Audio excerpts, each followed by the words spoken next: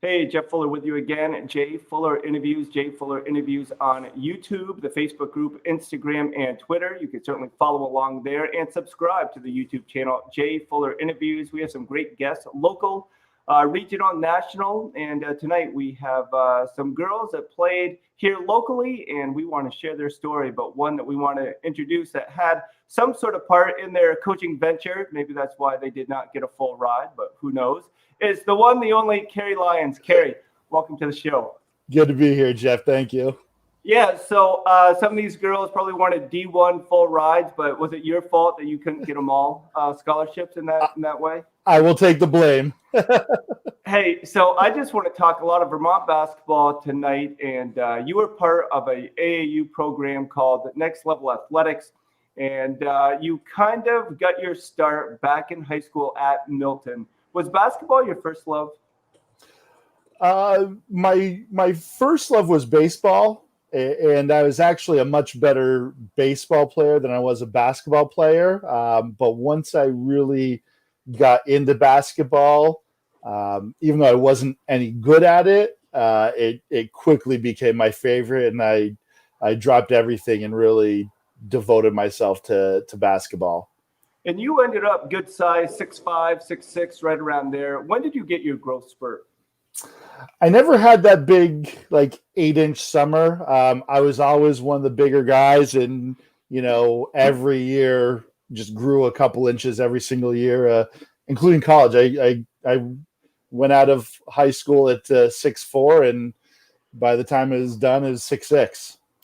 Now in Vermont, that's pretty big for a basketball player. Did you ever get picked on for being tall? And let me just pause right there. My friend Click Agnew, he played at Vermont Tech, went to a small Christian school, Division IV for high school. He was 6'8", and he said he remembers hearing fans yelling and saying, "That's not fair. You're so much bigger than the other players," especially at Division IV level high school here in Vermont.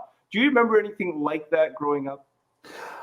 Not so much. Most of my friends were basketball players, and I had the good fortune to be on some really good teams. I did get a lot of, the only reason I'm good is because I'm tall, which, discounted the hours and hours a day I put in on the game. But, I heard that certainly. So that was probably me saying if I was 6'5", you never know what I could have done. Right. Hey, so you had a phenomenal opportunity with the Vermont Frost Thieves. That was kind of like the glory days. It was just phenomenal basketball here in the state of Vermont. We were younger, and it was just a great atmosphere to be a part. Could you just walk the listeners through, the viewers through that opportunity? When did you first hear about the Frost Thieves, and then what made you decide to try out for the team? Yeah, it was amazing, and that first summer before the inaugural season, I saw a thing in the paper that for $150 they're hosting open tryouts, and everyone come, and the open tryouts for this new professional team starting in Burlington and Barrie, and so I figured, why not? Well, let's give it a shot, and ended up being a pretty good investment. So that's pretty cool, and it was so good to be a part of that team and understand roles. I remember when you came on the radio show way back when, that you talked about the importance of being a role player, and I think that helped you to be a better coach, just sharing roles. And I'm going to bring in Lauren Miles. Lauren, how are you? I'm good. How are you? Great to have you. I'm doing well. So, Lauren, where did you play your high school basketball? I played 4 years varsity at Essex High School. And I'm out of the screen, so I'm just going to bring up Jackie and Nicole right now as well. There, so still on the screen. So, Lauren, for you, what was it about high school sports that you enjoyed most? I enjoyed hanging out with a group of girls that shared one value, and the one value was to do well during the basketball season. And we were friends outside of it as well. And I still have some of those friends now that I've been out of college since 2013. So that's something that I've taken from high school athletics. So, Nicole, I want to jump to you. And what was it like playing in Vermont, but then playing at the next level? Did you feel like you were prepared to play college basketball? I think because of Next Level and where we went for our tournaments, it definitely helped prepare for the college level because we would go to tournaments in New York and Pennsylvania and DC. And so really seeing what the level of competition outside of Vermont was like, I think it made it a much smoother transition to play at the college level. Now, let me bring in Jackie, who we have not heard from yet. Jackie, for you, and Kerry's here, so I guess try to be a little bit flattering, but not too much so. Having an AAU coach is different than a high school coach. What were the benefits of having an AAU coach that was a different voice? I think just the more opinions and the more people you can learn from, the better. So having Kerry as my AAU coach, who was a phenomenal coach, and I'm not just saying that because he's here, was great. I mean, getting to play under him and getting to play with all sorts of different players. And then my high school coach was also an amazing, amazing coach. So it was really, learning from both of them, I think, was such a great experience for me for basketball. Lauren, the same question for you, and now I understand you're an assistant coach as well. How did that prepare you to kind of find that balance from the AAU program season that unfortunately we did not have to the high school season as well?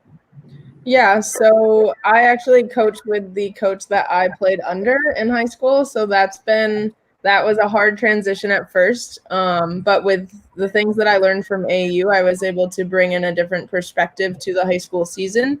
And I think that's been very beneficial. And I actually was going to be an AAU coach. My first head coach job was supposed to be this spring, which was cool, but also disappointing. But now we're doing individual training sessions on Saturday mornings. So it's nice to see the girls again and share sort of our stories about what it was like to quarantine, because they're freshmen in high school and one is going into high school. So I was able to share and learn from them as well.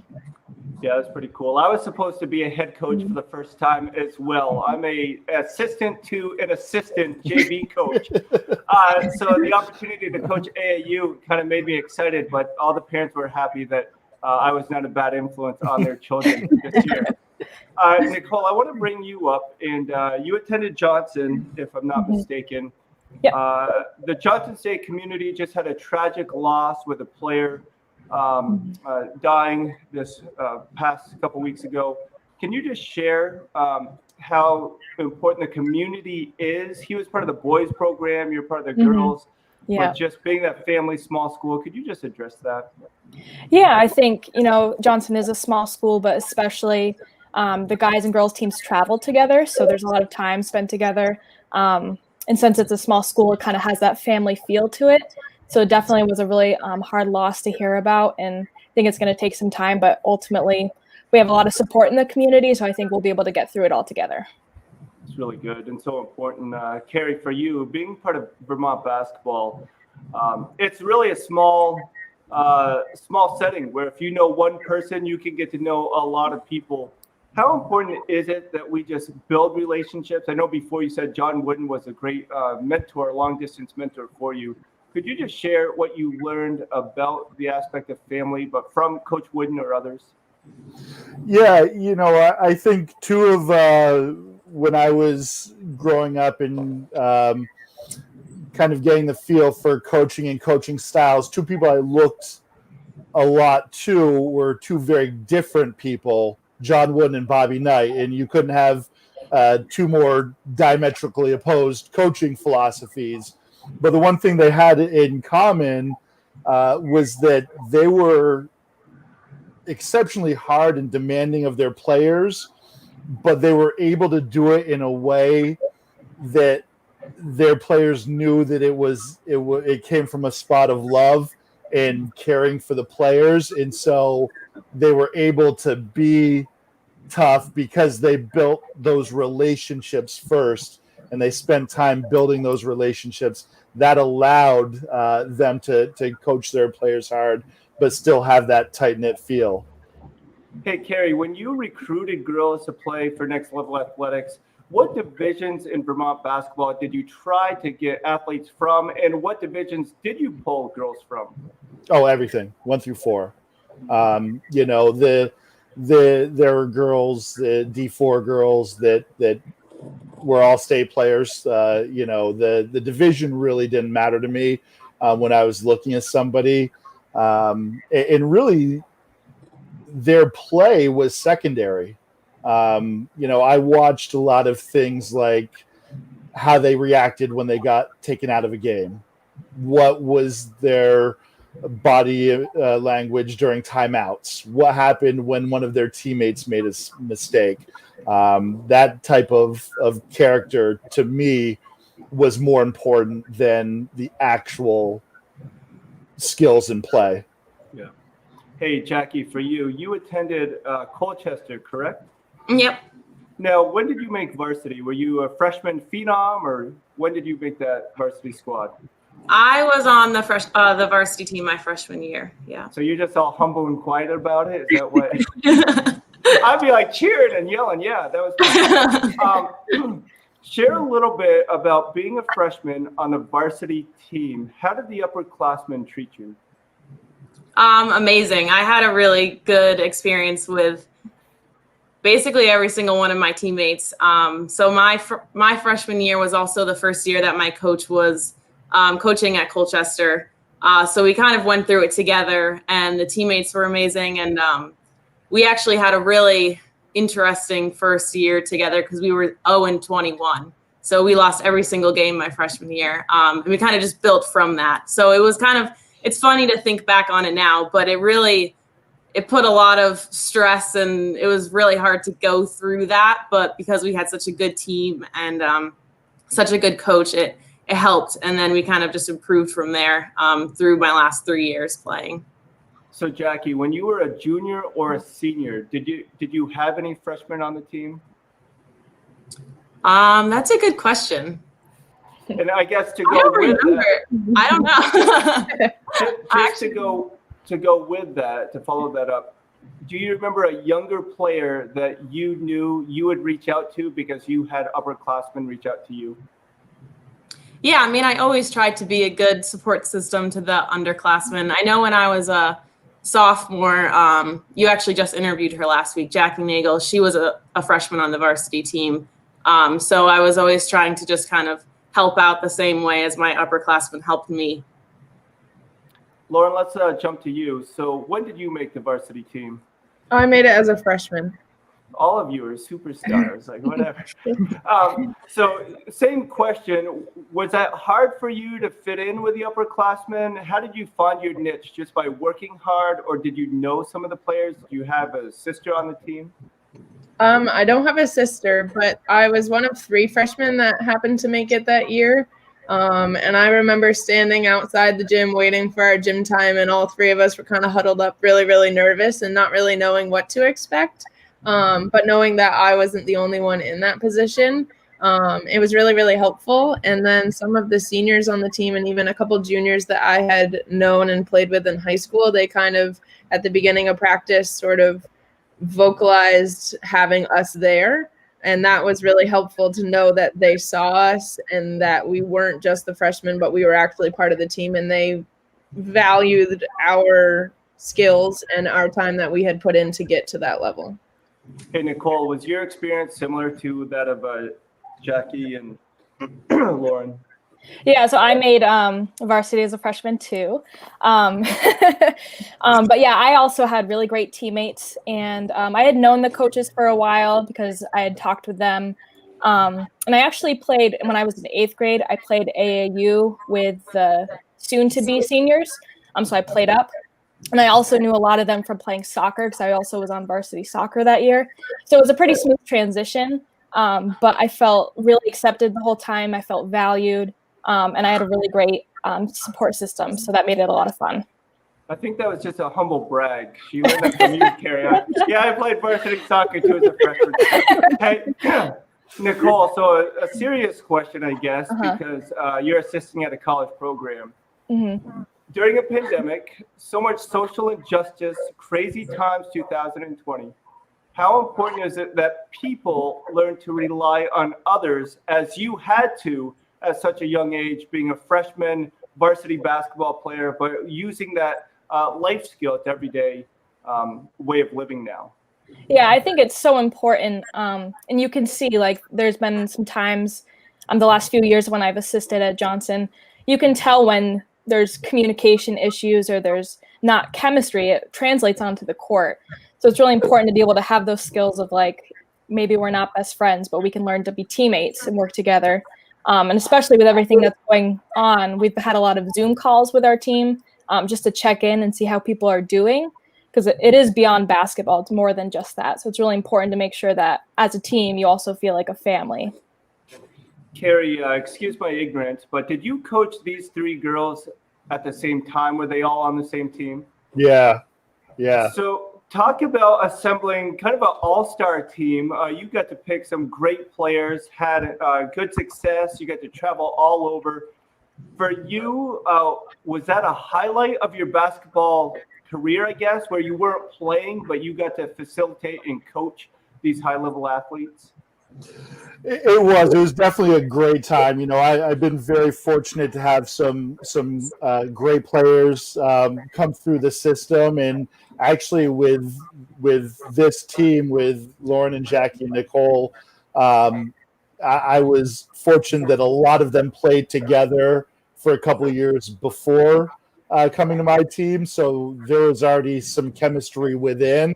And it was just about learning a little different style and putting a couple more pieces. But definitely the years we had together, for me, just a very special crew, not only with the players, but with their parents as well. It was really a special time. So I would ask, what team did you steal those girls from? But that would be unprofessional. So I will not mention that. So, Jackie, I just want to ask you a question about what you would tell your freshman self about the journey of basketball. Oh, that's a good question.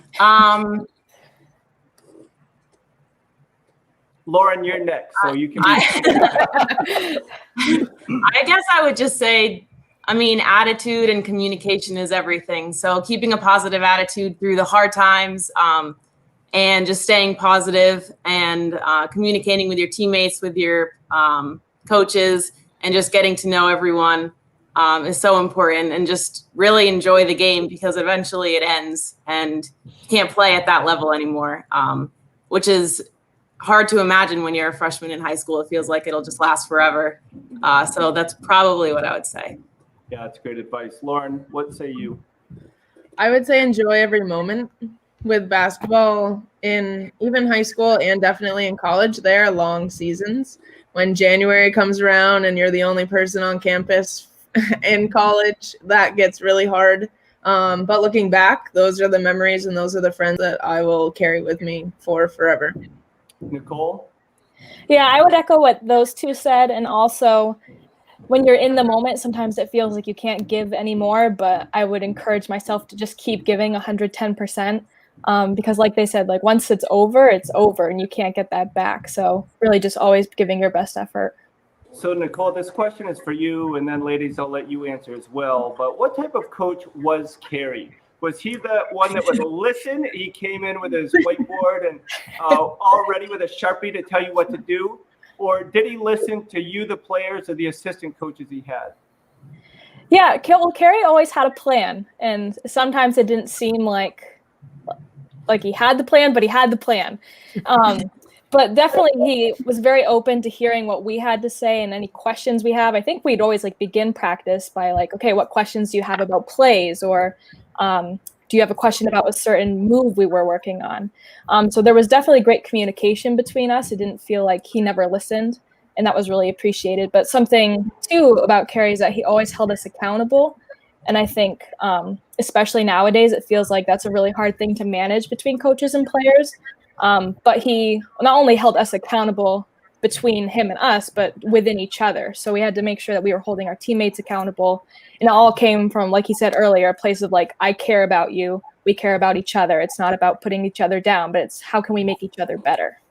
That's really good. Lauren, I'm going to pose that same question to you, but adding on to it, did you want a coach to tell you what to do, or did you do better kind of just free flow of the game?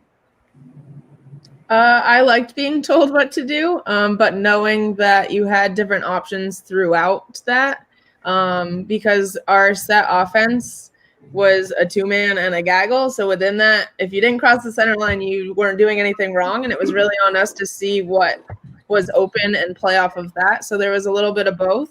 And to go off of Nicole, I wrote down accountable, and he just had the rapport with us to have that relationship, to laugh before practice started. And then as soon as practice started, we would gather around the clipboard and we would read the quote, see what the quote was about, and move on from there. So it was a lot of fun.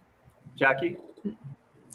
Yeah, I guess I would say Lauren brought up the play that we had, and that was kind of what came to my mind too, because we had this play where we were given these general guidelines, but we were really given the freedom to do whatever we wanted to do in order to score. So that was really a good, I guess, representation of how Kerry coached, because we had these rules, we had these guidelines, but we also had the freedom to kind of explore our own skills and learn from each other and kind of play off each other, and it worked. So. Kerry, how old were these girls when you coached them? Were they juniors, seniors, or younger? Younger. I think a couple of them came in for the tail end of their 8th grade year, but really started strong 9th grade year. And just to kind of dovetail off what Nicole mentioned, part of what made this group so special, and you asked about Lauren if she was the type of player that liked to be coached hard or liked to do her own thing. And this is not just a testament to these girls and the rest of the girls on that team, but also to their parents. They allowed me to coach them hard, probably harder than they've been coached, and probably a lot of times harder than they wanted to be coached. But they allowed it, and they took from it because I think they knew where I was coming from, and that's what made, to me, that group so special. And that's something, like Nicole said, you don't see as much of. It's harder to find nowadays. So I always really appreciate that about them. So, Kerry, it'll take a little while for me to set up this question. It's more of a statement or a comment, because I always answer my own questions by giving my opinion, which I'm trying not to do.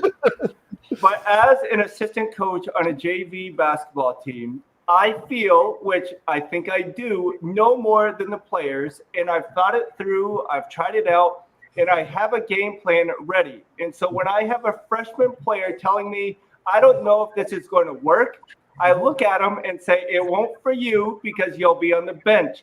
But then I'm reminded I'm the assistant coach and nobody cares what I have to say.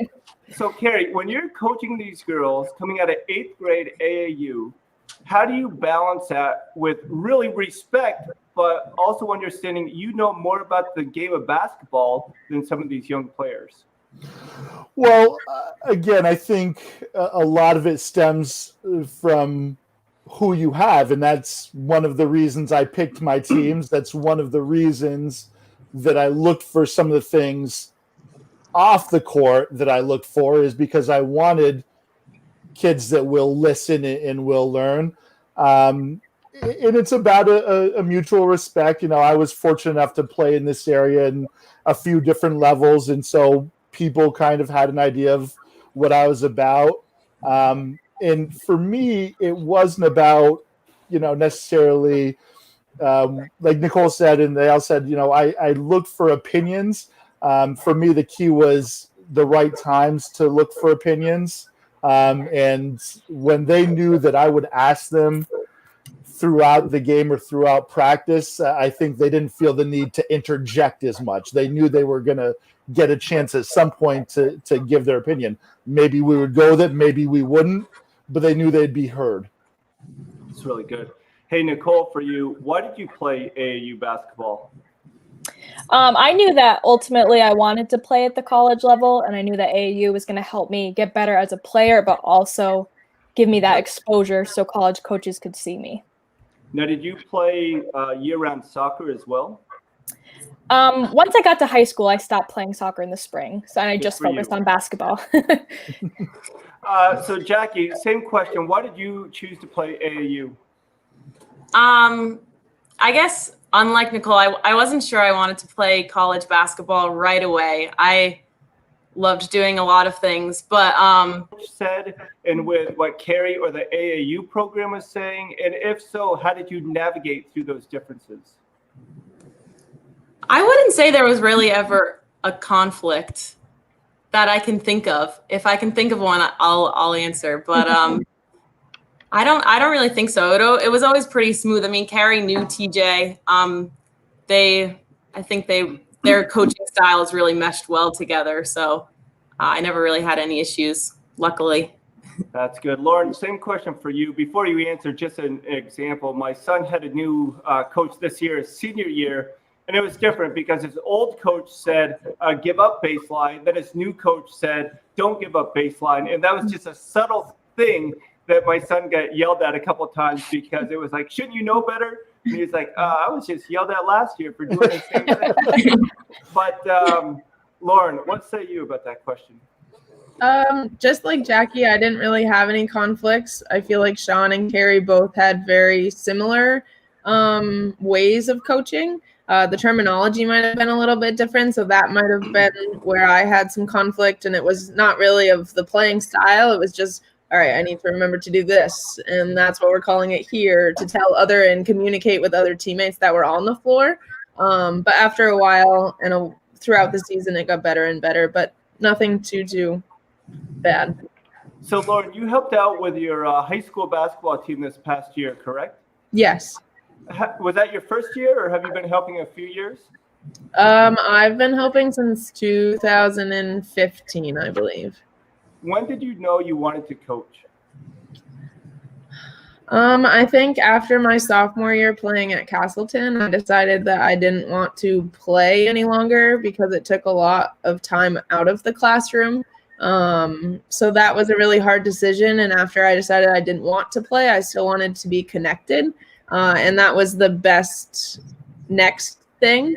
And I'm really happy that I decided to do that because it's just been a lot of fun. Nicole, what about you? Yeah, I would say, like Lauren said, I just really missed being around it.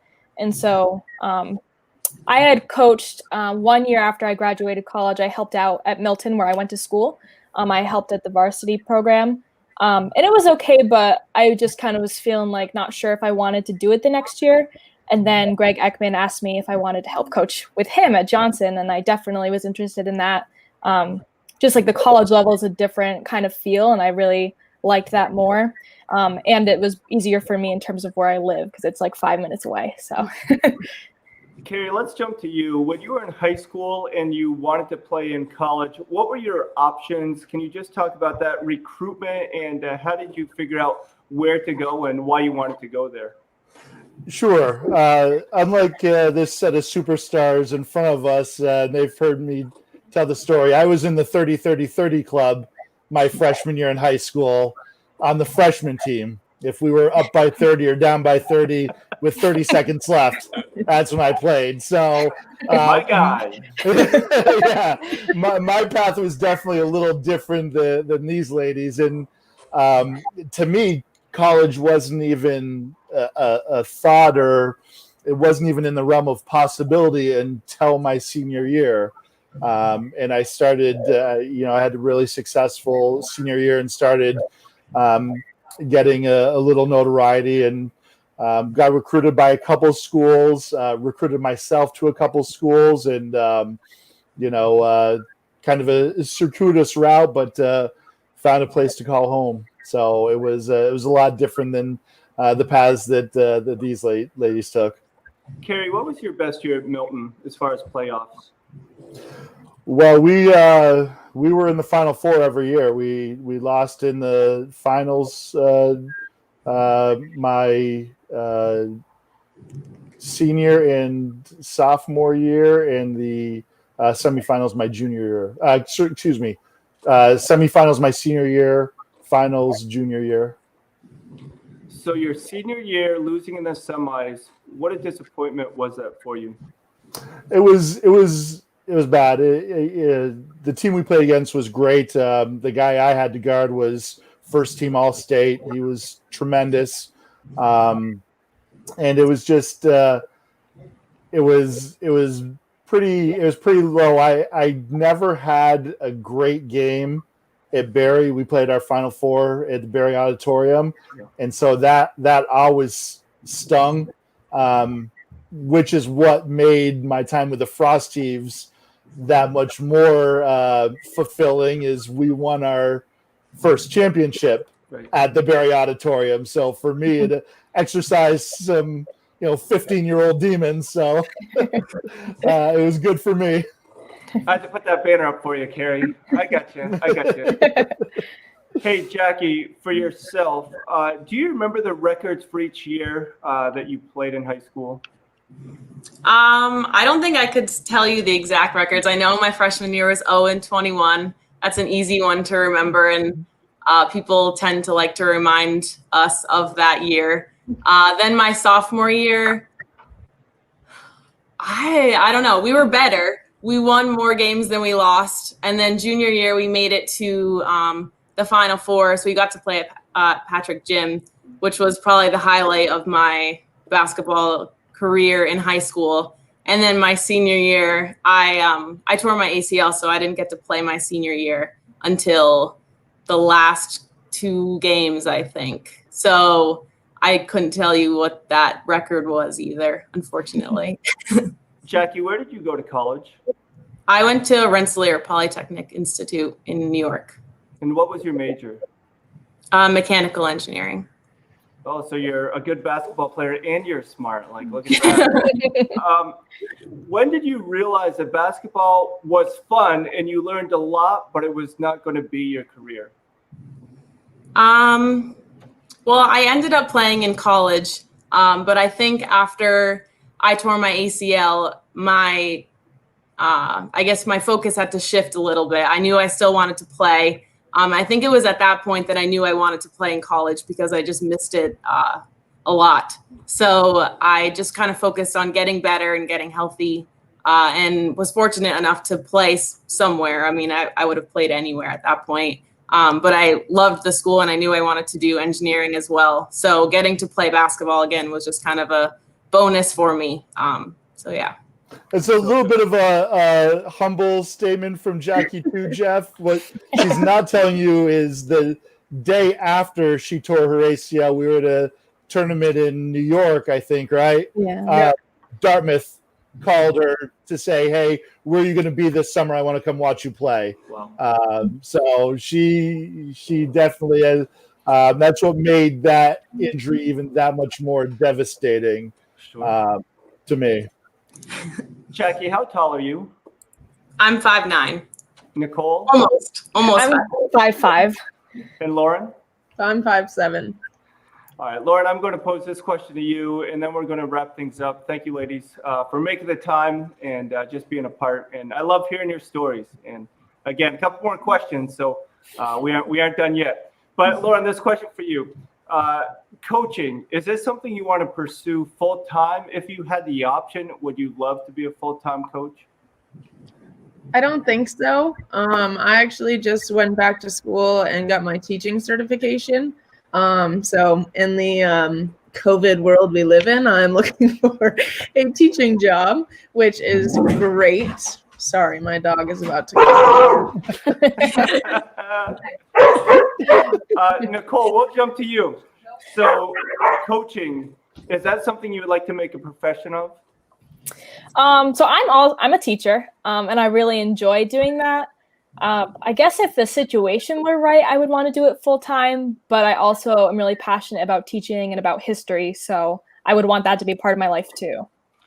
Yeah, and I know Vermont, there's very, very few full-time coaching positions available. So Kerry, we'll ask this question to you first, then we'll go around and ask the girls, and then I'll close with mine. But if you were featured in a movie, would you want to play the hero or the villain? The hero or the villain? Ooh, good one. I would say maybe one of those guys where you're not really sure, like Hancock, maybe. Okay. Go either way. Lauren, what about you? Would you want to be the hero or the villain? I feel like I would like to be the hero, but I don't really have a good explanation. Because she's a good girl. There you go. Jackie, what say you? Yeah, my answer is boring too. I would want to be the hero, save the day, maybe get to like fly across the sky or something. All right. That's what I'm picturing. Nicole? Yeah, I would say hero, goody two shoes, See, so Kerry knows this, and I always slide it in, but I'm a pastor, and so if it's a fictional movie, a make-believe movie, I'm playing the villain every single time.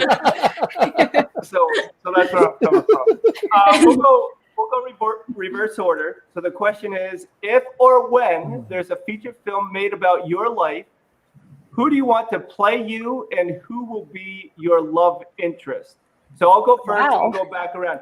So I always say Dwayne "The Rock" Johnson, because I look so much like him that I think that'd be good.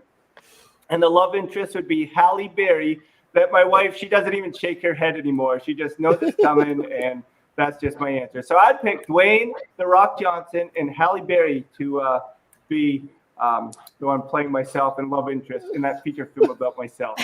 So Nicole, is that enough time for you to come up with an answer? I guess. I guess to play me, I love Jennifer Aniston. I love everything about her, so I would pick her, I guess. Even though she's quite a bit older than me. And then love interest, I guess, like Ryan Reynolds. I don't know. He's cute. Jackie? The first person that came to mind for me would be Sandra Bullock. I don't know why, but I think that would be cool. And then I think like fulfilling my childhood obsession with Taylor Lautner, I would have to say him because I loved him when I was growing up. Lauren, what about yourself? I gotta go with Nicole on this one with Jennifer Aniston, and my love interest would probably be Zac Efron from the high school. All right, Kerry, you're up next. All right. In this very, very fictionalized movie about me, I would say Will Smith would play the lead. And like these girls, Jennifer Aniston, she'd have to be there. Have to be there. All right, so if we can regain our composure, just one final question, kind of a serious question, and this one probably Kerry and I should be silent on, but Kerry, certainly speak as you would. With the social injustice that's taking place, we addressed a little bit more, but the Me Too movement that was so loud and needed a few months ago, it's important that we take a stand and that we are a voice, in a united voice, even though we might disagree on some parts, to really stand up for what's right, for what's appropriate. So Nicole, I just want to ask you, how have you learned to have a voice, but how have you learned to rally support around you so you can be strong during these times? Yeah, a big thing for me is just trying to stay as educated as I can. So I've really been trying to do a lot more reading, like watching videos and listening to different perspectives. But I think the experiences I've had playing basketball, playing sports, have really empowered me to feel confident in myself and to be a leader. I've really built a lot of leadership skills through these opportunities. And so from that, I just feel confident in talking with people I know and trying to share information that I learn as I come across it. Really good. Jackie? Yeah, that was a really good answer, Lauren or Nicole. But I would say being educated is so important. And then I think reaching out to friends and family who may be more affected or directly affected by certain situations than I may be has been really important. So I'm just trying to stay connected with friends and family who may not live right down the road from me. So that's been really important. Lauren? I think listening first is really important, and giving time to sort of decipher and maybe formulate some questions and ask those that I trust, and to stay educated through various ways. Kerry, what do you say? I mean, we have a few years on these young ladies. And unfortunately, it seems like we have the same conversation every 30 years or whatever it is. But as a coach, as a man, as a dad, how do you convey the importance of learning during this time? Yeah, I think that's the big thing, and kind of to echo a couple of the things that the ladies have said. For me, number one, just like in basketball, it's lessons in life. Communication is huge, and like Lauren said, communication isn't just about talking; it's about listening and understanding.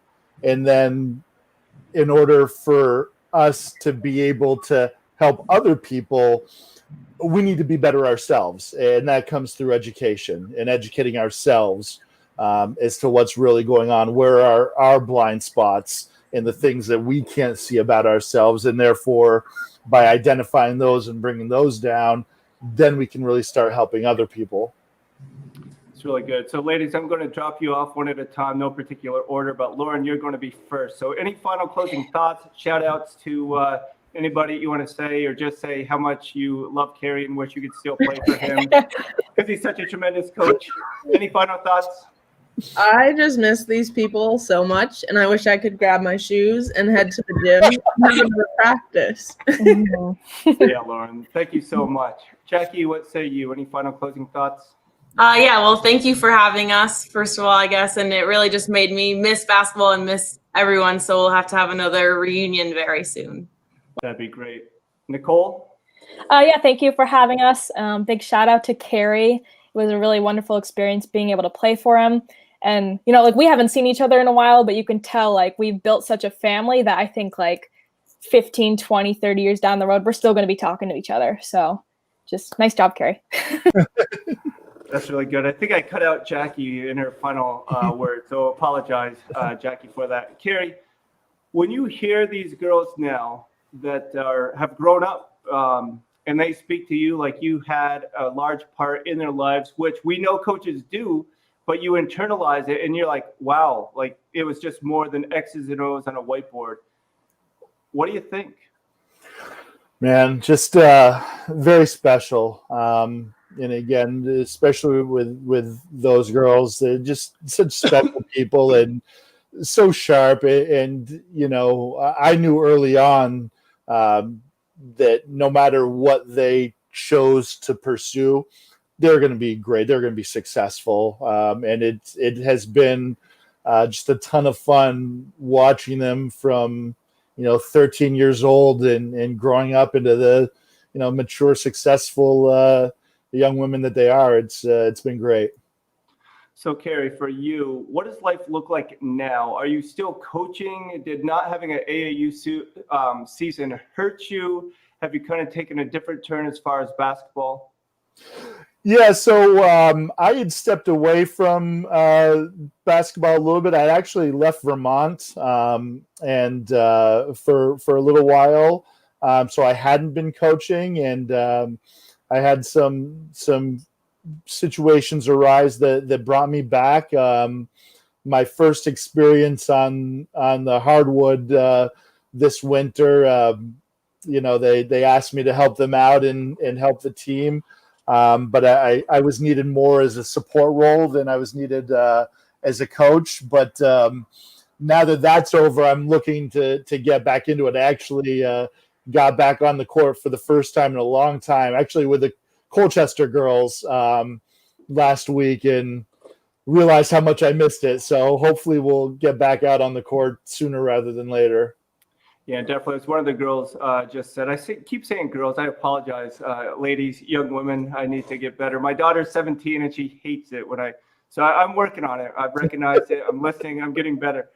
But it's simply what they said, that it's like old times. It's like there hasn't been so many years difference when you see each other, get to hang out or talk together. And that's the beauty of community. And I think that's what makes basketball so special. At least it was for me. But Kerry, thanks so much for making the time. Always a pleasure. You're the best. And thanks again. Appreciate it, Jeff. Thank you. And again, that's Kerry Lyons and some of the ladies he coached for Next Level Athletics, Vermont basketball. Jay Fuller interviews on YouTube, Facebook, Twitter, Instagram. We're out there. Subscribe, check out this interview, others, and those coming up. We'll talk to you again soon. Jay Fuller Interviews on YouTube.